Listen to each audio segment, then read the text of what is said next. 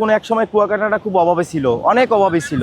যেহেতু আমি কোনো এক সময় সাগরে মাছ ধরতাম, ইলিশ মাছ ধরতাম, তো সাগরের কাজটা আমার পছন্দ না।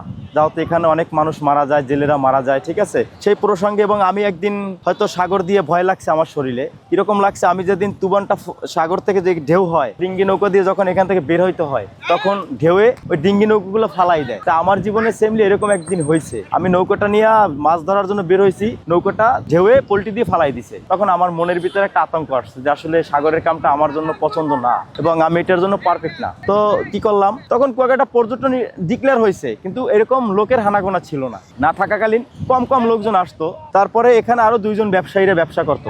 একজন ছিল মাসুদ, একজন ছিল রহমান, একজন ছিল তৈবুর রহমান। ওরাই ব্যবসাগুলো করতো।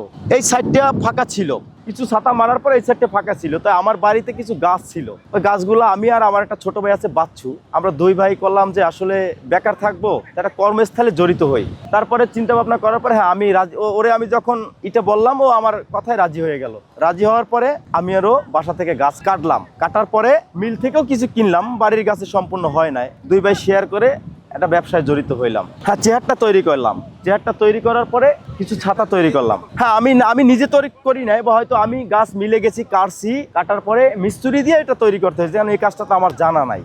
হ্যাঁ, জোয়ার ভাটার সাথে আমাদের আপ ডাউন করতে হয়। আমরা এখানে একস্থায়ী ভাবে বসে ব্যবসা করতে পারি না। যেমন এখন ভাটায় পানি অনেক দূরে গেছে, মানুষ কিন্তু চায় যে একটু পানির কিনারে বসি, কিন্তু এখন বর্তমানে পর্যটক কম হিসাবে এবং ওই জায়গায় নিতে হইবে, পরিশ্রম আছে ভাই। এর একটা বেঞ্চে অনেক ওয়েট, নামানো উঠানো অনেক কষ্ট হয়, হাতগুলা একবারে লোহার মতন শক্ত হয়ে যায়। যে আমার হাতে স্পট আছে, এই যে দেখেন একবারে, এই যে ওই যে একটা ছেলে আছে, ওর হাত দেখছেন, ওর হাতের অবস্থা কি, মানে এইগুলো যারা করি হাতের কন্ডিশন অনেক খারাপ হয়ে যায় ভাইয়া। বেঞ্চ আমার প্রতি বছর তৈরি করতে হয়, কেন বেঞ্চ এখানে তো পানিতে ভিজলে, লবণ পানিতে ভিজলে সাগরের নোনায় বেঞ্চগুলো খাইয়ে ফেলায়। এই জন্য আমাদের বেঞ্চগুলো আবার নতুন নতুন ভাবে প্রতি বছর, এক বছর দেড় বছর পরে তৈরি করতে হয়। কিন্তু ছাতাটা হয়তো আমার 5-10 বছরে কিছু হয় না, কেন এটা তো সবই লোহা লক্কর দিয়ে তৈরি। এবং মালটা এখানে ওয়েদার অনেক খারাপ হয়, কুয়াকাটা সাগর পাড়ের ওয়েদার গুলো অনেক খারাপ হয়। যেমন এই ওয়েদার খারাপ হওয়ার সামনে এখন একটা দিন আছে, যে কোনো সময় ছাতা বেঞ্চ পাতা থাকবে, ওয়েদার খারাপ হয়েছে, উল্টো এই পাল্টা একবার তছনছ করে দিল। হয়তো কি ভাঙলো না, নর্মাল জাঙ্গা দিয়ে করলে ভাঙ্গা যায়, হয়তো একটু মজবুত জাঙ্গা দিয়ে করছি, শক্ত, ওইটা ভাঙে না, বেকাতারা হয়ে যায়, ওইটা আবার নিজেরা খুইলা মারামত করতে হয়। সিট যদি ভাড়া নিয়ে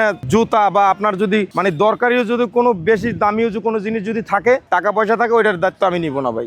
দেখা গেছে মনে করেন আমি আর এক জায়গায় টাকা উঠাইতে যাবো, সিটের ভাড়া নিতে যাবো, দেখা গেছে আপনার সাথের লোকে আইসেই মনে করেন নিয়ে গেছে, কারণ পরে আরেকজন আইসা বলবে যে ভাইয়া আমার এখানে ব্যাগটা ছিল, ব্যাগটা কোথায় গেল। যেমন আমার বেঞ্চটাই আছে, এখন আমি এইখানে সিটে বসে আমার যে কটা সিট আছে আমি সেগুলো মনে করেন আমার দায়িত্বে মনে করেন আমি ফলো থাকে যে আমার বেঞ্চে কে আই বসলো কি, মোটামুটি একটু থাকে। যেমন দেখা গেছে আপনার, যেমন আপনার ক্যামেরার শুধু ব্যাগটা রেখে গেছেন, ভাইয়া আমি একটু সমুদ্রে নামলাম, শুধু আমার ব্যাগটা একটু দেখেন ভাই, কিছু আছে কিনা, না ভাই কিছু নাই, শুধু খালি ব্যাগ আছে, ঠিক আছে, তো ওখানে রাখা যান। এই কিন্তু আপনার ওই যে টাকা পয়সা, মোবাইল টোবাইল, এইগুলো আপনার ভাইয়া ওগুলো দায়িত্বে রাখি না আমরা আগে ভাড়াটা নিয়ে নেই। আবার কেউ বলে যে ভাই একটু পরে দিব, ঠিক আছে একটু পরে দিয়েন। দেখা গেছে মনে করেন আমার স্মরণ নাই, আমি তো মনে করেন যে হয়তো ভাবি যে টাকা নিয়ে নিছি, কেন হে তালে তালে চলে গেছে, অ্যাভেলেবেল হয় ভাইয়া।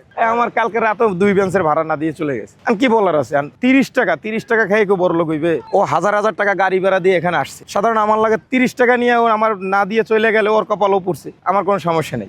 যেমন মনে করেন আপনি 1 ঘন্টা ভাড়া নিছেন, নেওয়ার পরে দেখা গেছে আপনার 10 মিনিট বেশি হয়েছে, ওটা কোনো ব্যাপার না ভাইয়া, সমস্যা নেই, 10 মিনিট বসছেন, ওটা ব্যাপার না, ওটা নিয়ে কোনো চার্জ করি না, বা প্লাস আপনার ওইটার বিনিময়ে 10 টাকা দিতে হবে, আসলে ওরকম কিছু না। জোয়ার আসলে মনে করেন যে বেঞ্চগুলো উপরে তুলতে হয়, আবার দ্বিতীয় কথা হইলে আপনার মনে করেন বেঞ্চগুলো আবার নিচে নামাইতে হয়, আবার বৃষ্টি আসলে মনে করেন ওই যে আপনার ফোমগুলো গুছাই নিয়ে আবার একটা ঘরে রাখতে হয়, ওখান থেকে আবার কষ্ট করে আবার নিচে নামাইতে হয়। প্লাস মনে করেন এই যে বিভিন্ন রকমের মানে সমস্যা হয় যদি ঝড় বৃষ্টি আসে। আপনার দেখা গেছে মনে করেন হঠাৎ করে যদি ঝড় আসে, ছাতাগুলো দেখা গেছে সবগুলো উল্টে মুল্টে পইরা যাইতেছে, কাপড় ছিঁড়ে যাইতেছে, এই যে মনে করেন বিভিন্ন রকমের সমস্যা হইতেছে।